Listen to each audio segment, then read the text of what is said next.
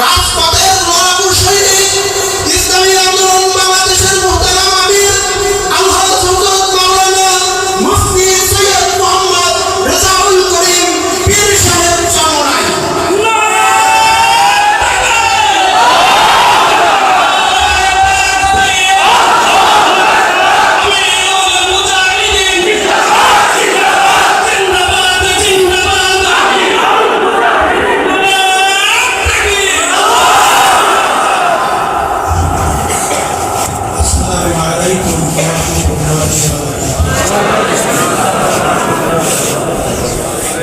الحمد لله وكفى وسلام على عباده الذين اصطفى أما بعد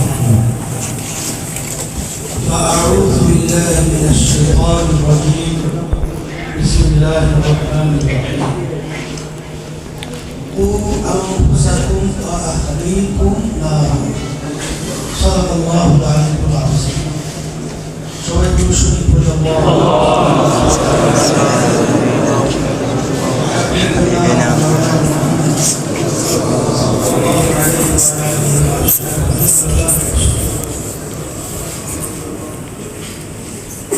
ইসলাম শব্দের অর্থ শান্তি। তামাম দুনিয়ার মধ্যে আদর্শ বাস্তবায়নে লড়াই চলছে। এর ভিতরে একটা নীতি আদর্শের নাম হলো প্রচলিত গণতন্ত্র। যে আদর্শে আমেরিকার প্রাক্তন প্রেসিডেন্ট আব্রাহাম লিঙ্কন তিনি এই প্রচলিত গণতন্ত্রের থিওরি দিয়েছিলেন government of the people by the people for the people. তিনি এক কথায় বুঝাতে চায় সমস্ত ক্ষমতার মালিক হল জনগণ।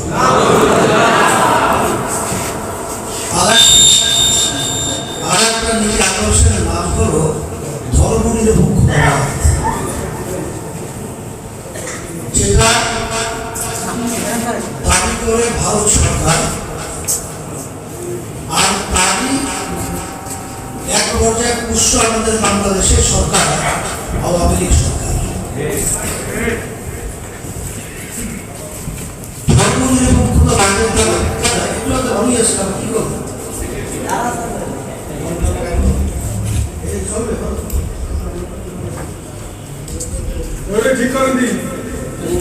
ধর্মনিরপেক্ষতাবাদ এর তার ব্যাখ্যাটা যার যার মানুষে পালন করবে।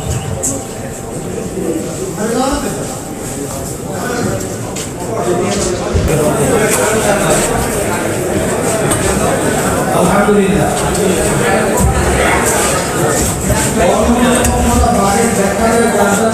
পালন করবে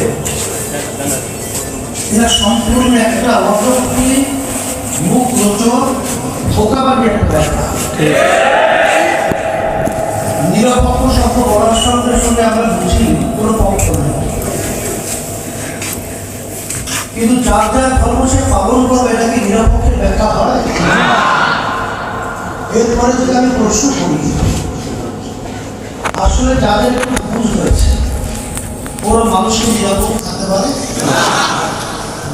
যদি কাউকে জিজ্ঞাসা করা হয় তুমি কে, তোমার নাম কি, যদি বলে আমার নাম কৃষ্ণ, আমি একজন হিন্দু, আমার ধর্ম হিন্দুত্ববাদ, এরা কি নিরপেক্ষ না পক্ষ? আচ্ছা, যদি জিজ্ঞাসা করা হয় তুমি কে, আমি বাইডেন, আমি জর্জ ডব্লিউ বুশ, আমি ট্রাম্প, যেন মহিলা বিপদ আছে।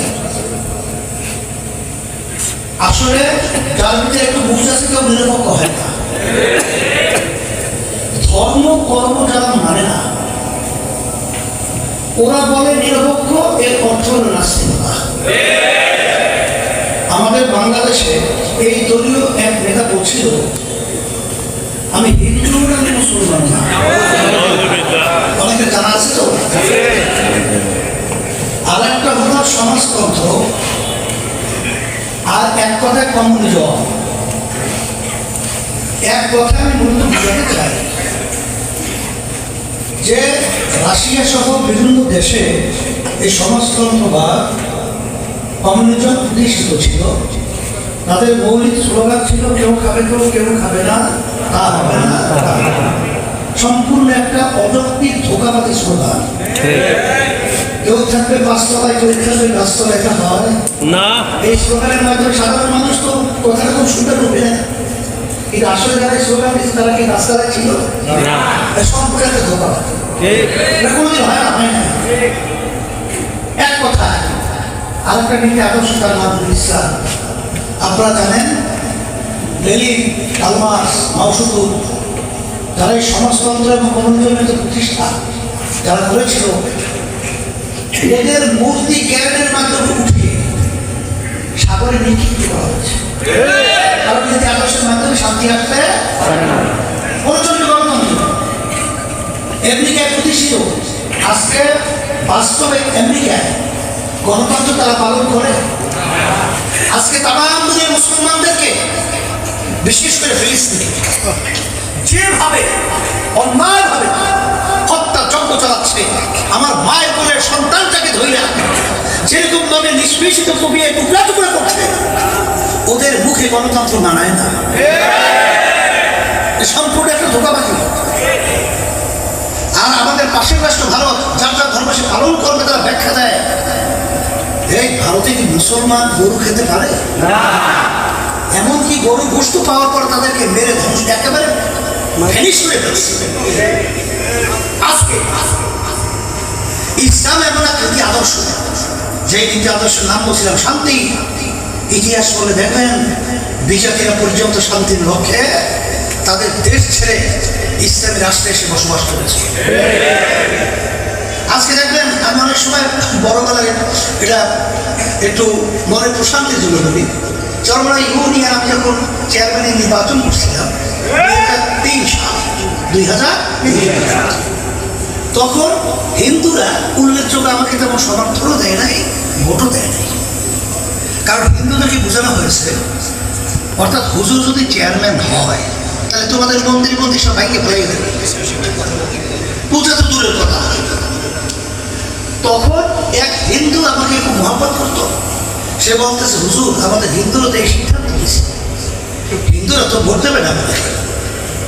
আমাদের সম্পূর্ণ একটা ভুল এবং মিথ্যা বুঝাইয়া হিন্দুদেরকে সব ফিরাই গেল। যাও, ওই নির্বাচনে আমাকে তেমন হিন্দুরা ভোট দেয় নাই। আল্লাহ রহমতে আমি তো চেয়ারম্যান হয়ে গেছি। হওয়ার পরে এখন চরমায় খবর নিয়ে দেখবেন যে হিন্দুরা আজকে ছাকে ছাকে আমাদের প্রার্থী, তাদেরকে এখন তারা অকপটে তারা সমর্থন দিয়ে চেয়ারম্যান বানায়। কারণ তারা দেখছে সম্পূর্ণ একটা ধোঁকাবাজি, মিথ্যাবাদী বোঝানো হয়েছে। তা যাই হোক, এই কথার মাধ্যমে আমি মূলত বোঝাতে চাই যে ইসলামী যুব আন্দোলন শব্দটা লাগানো হচ্ছে ইসলামী যুব আন্দোলন। মাদারীপুর জেলা আজকে আপনাদের প্রতিষ্ঠা বার্ষিকী সম্মেলন আপনারা শুনতেছিলেন যে আমাদের কেন্দ্রীয় নেতা বক্তব্য রাখছিলেন মনসুর, গুরুত্বপূর্ণ আলোচনা, লোকমানসা জাপুরি গুরুত্বপূর্ণ আলোচনা রেখেছে। আমি ওদিকে বেশি নাম্বার কথাকে বারবার উল্লেখ করতে চাই না। আমি সংক্ষেপ এতটুকু বুঝবো বা এতটুকু বলবো যে আজকে বাংলাদেশের অস্তিত্ব হুমকির মুখে। আজকে বাংলাদেশের মুসলমানদের ঐতিহ্য ইতিহাস বিলীনের পথে।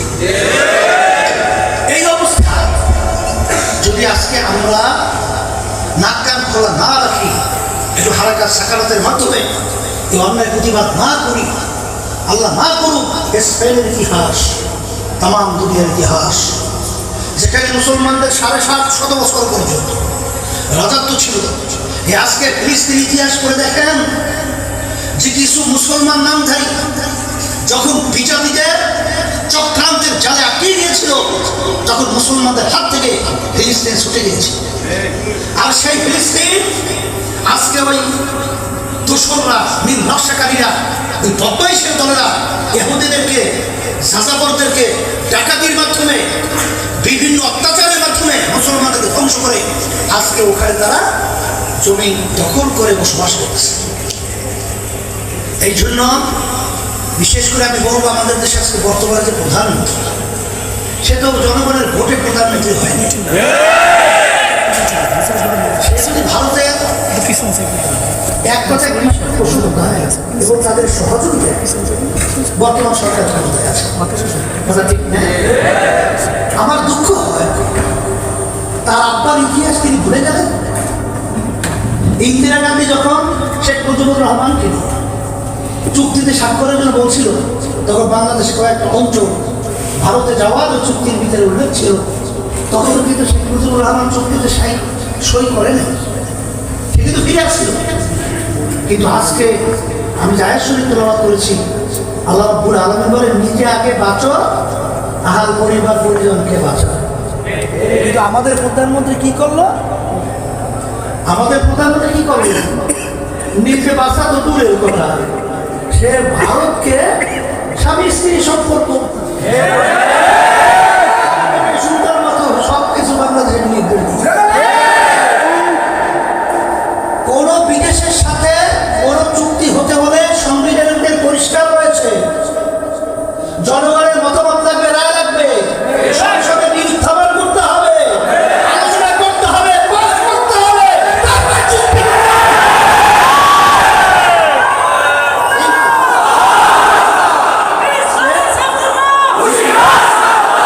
আমাদেরকে বারবার ধোকা দিয়ে বোকা বানায়, আর আমরা বারবার ধোকায় বোকা হয়ে আমরা নাক টেনে ঘুমাবো, তা হবে না। আমাদের সজাগ থাকতে হবে। এই দেশ স্বাধীন করতে গিয়ে লক্ষ লক্ষ মানুষ জীবন দিয়েছে, রক্ত দিয়েছে, বন্ধ হয়েছে। আমার প্রচুর হবে মৃত্যু সৌন্দর্য খান করার জন্য রক্ত দেওয়া।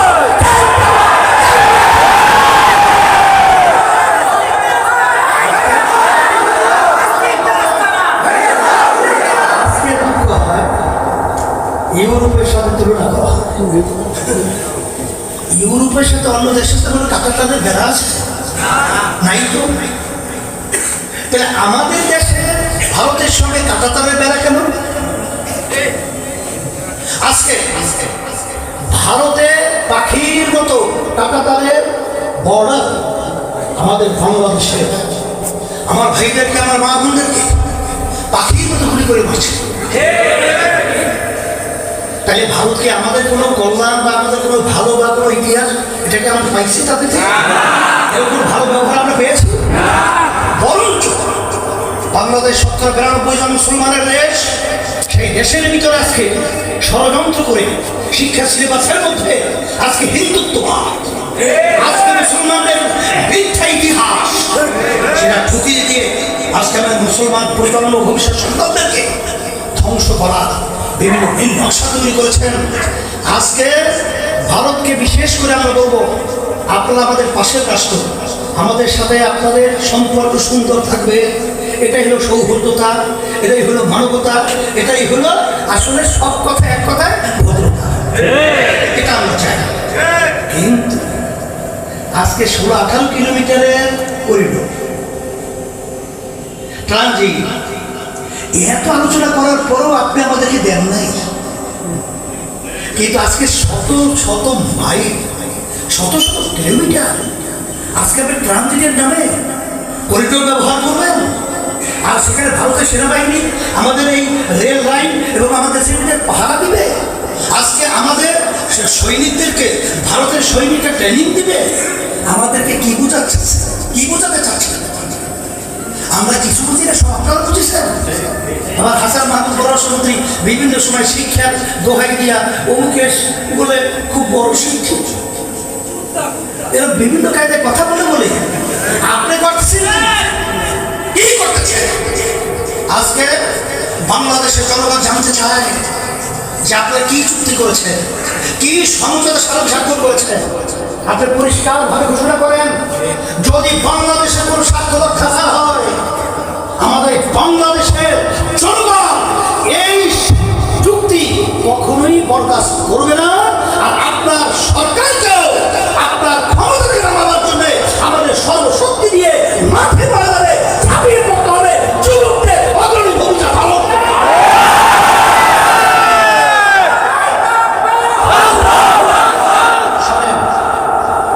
যদি চুপ করে বসে থাকে অবস্থা কিন্তু ভালো না।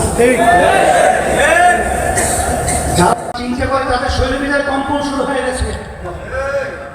আর যাদের চিন্তা নেই তারা দেখবেন দেখবেন হঠাৎ উঠে দেখবেন যে আপনার পায়ের নিচে বাটি নেই। এই অবস্থা হতে দেওয়া যায় না। এই জন্য আমি আমার ভাইদেরকে বলবো, আমার যুবকদেরকে বলবো, আসেন আমরা কেউ একদিন থাকবো না, কিন্তু আল্লাহ রাসূল সাল্লাল্লাহু আলাইহি ওয়াসাল্লাম যুবকদের ব্যাপারে দোয়া করেছিলেন, তারা ইসলামের সহযোগিতা করেছে। ওই সময় বুলারা বিরোধীরা বসছিল, কথা ঠিক না? যাই হোক, এখন যুবকরা তোমরা আসলে মূলত ন্যায়ের পক্ষে, ইসলামের পক্ষে, দেশের পক্ষে, মানবতার পক্ষে সর্বপ্রথম কাতারে সম্মুখভাবে সব বাধা এবং ওদের এই বিষটা ভেঙে দেওয়ার জন্য তৈরি হয়ে তোমাদের অবস্থান তৈরি করতে হবে। করতে হলে বসে থেকে দিতে হবে, যুবকদেরকে দাওয়াত করতে হবে, এই মিশনে জমা করতে হবে, এরপর ইসলাম দেশ মানবতার পক্ষে কাজ করার আহ্বান জানিয়ে আমি আলোচনা শেষ করছি। তোমাদের কাছে দোয়া চাই, আমিও দোয়া করি আল্লাহ যেন আমাদেরকে ইসলামের পক্ষে, দেশের পক্ষে, মানবতার পক্ষে নিরেটভাবে সবসময় কাজ করার তৌফিক দান করেন।